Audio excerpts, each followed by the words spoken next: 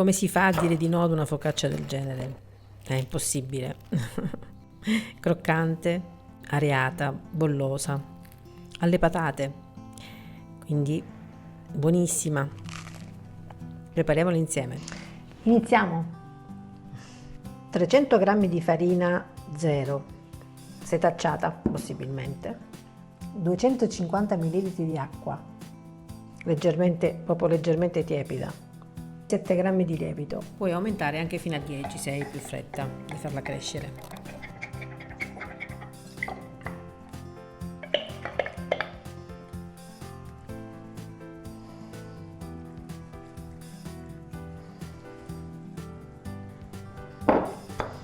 Un cucchiaino di zucchero che non serve per la lievitazione. Questo cucchiaino di zucchero fa la differenza. Se fatto a casa l'impasto con il forno che non è molto alto, questo è un piccolo trucco per farla colorare, che sembra fatta al forno ad alte temperature.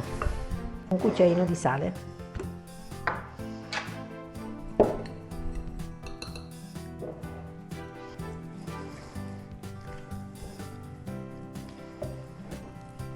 Aggiungo un cucchiaio di olio, io di oliva ma va bene anche di semi.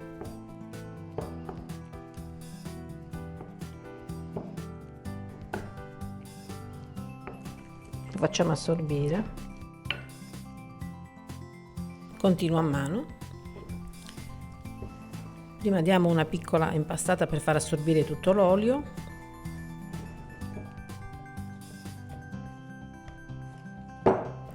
Poi con movimenti così solleviamo, sbattiamo sulla ciotola o sul piano se preferisci e facciamo così girando.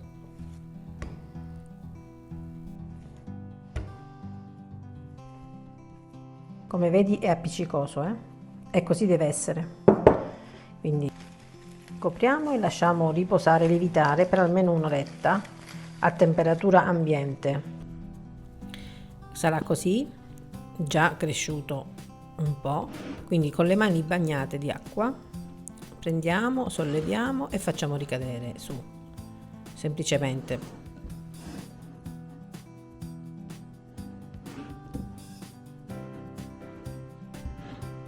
Così diventerà più elastica e incordata.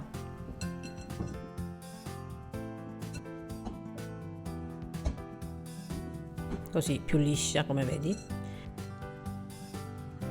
Quindi mettiamo in una ciotola col coperchio l'olio,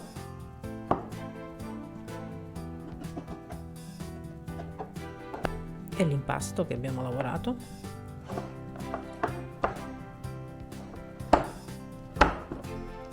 Grazie a questi passaggi che abbiamo fatto crescerà molto meglio.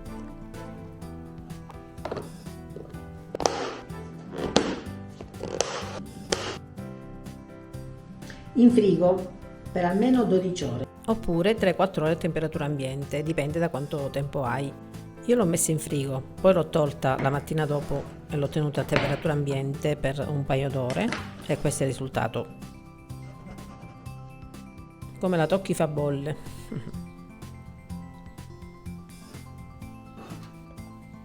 Una teglia da forno 37x30 questa, ma va benissimo anche la teglia in dotazione del forno.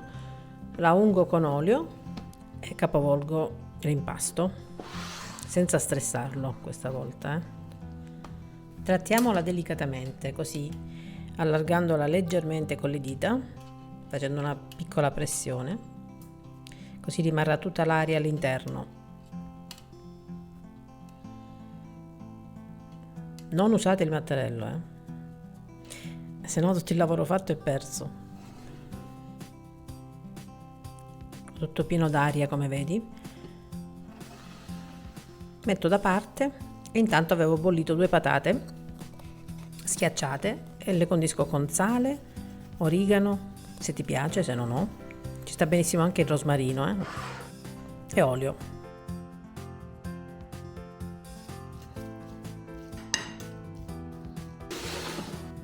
E le distribuiamo così sopra a mucchietti.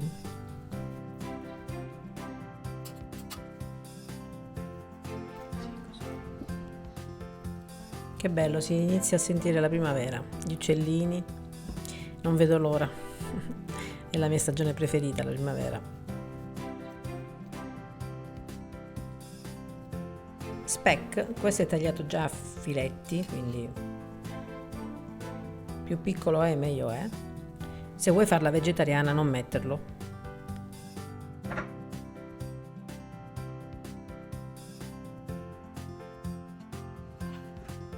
Ora la facciamo riposare per mezz'ora, 40 minuti, in modo che cresca un po' leggermente. Copriamo ed eccola pronta da infornare. Un filo d'olio ancora sopra, origano,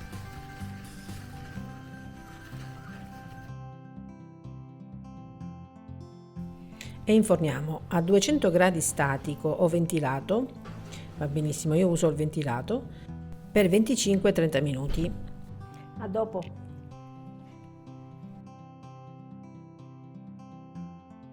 A metà cottura aggiungiamo delle mozzarelline o mozzarella a fette, è uguale.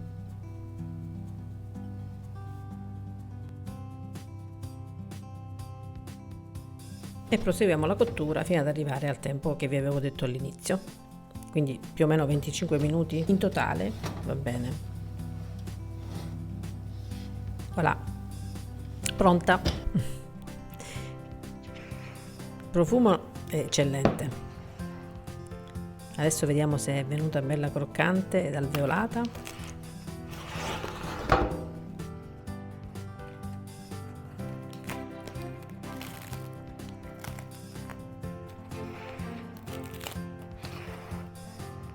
Beh, direi proprio di sì, si sente, non si può mentire sul video.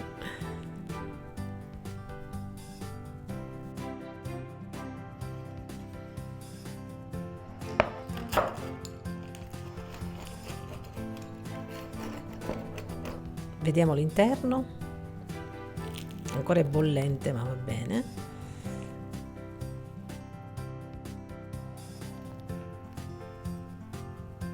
Meravigliosa, soffice all'interno e croccante fuori, come vi anticipavo, saporita e delicata grazie alla farcia che abbiamo messo sopra, quindi le patate che danno dolcezza e cremosità, e lo speck è bello saporito, e il filante naturalmente non può mancare. Adoro, tanta roba, buonissima. Grazie per la visione come sempre, se ancora non l'hai fatto iscriviti al canale, è gratis, quindi non vi costa nulla. Se mi seguite fatelo, grazie, alla prossima, ciao ciao.